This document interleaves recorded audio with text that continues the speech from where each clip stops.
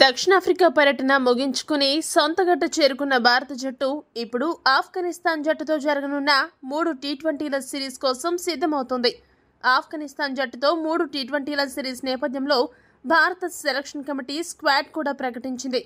గత కొంతకాలంగా నిలకడగా ఆడుతున్న ఆటగాళ్లకు జట్టులో చోటు కల్పించింది సెలక్షన్ కమిటీ.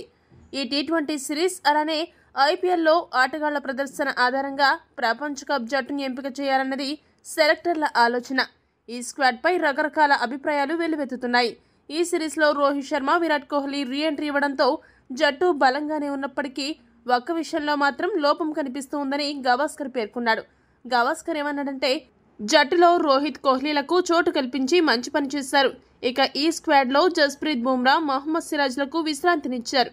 ప్రస్తుతం ఫాస్ట్ బౌలింగ్లో ముఖేష్ కుమార్, అర్షదీప్ సింగ్, ఆవేష్ ఖాన్లను ఎంపిక చేశారు.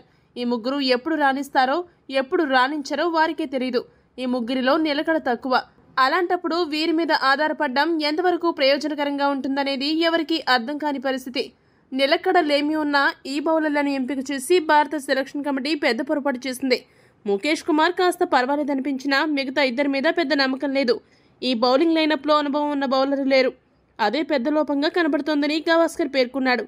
గవాస్కర్ వ్యాఖ్యలపై మీ అభిప్రాయాన్ని కామెంట్ చేయండి. మరిన్ని స్పోర్ట్స్ అప్డేట్స్ కోసం మా ఛానల్ సబ్స్క్రైబ్ చేసుకోండి.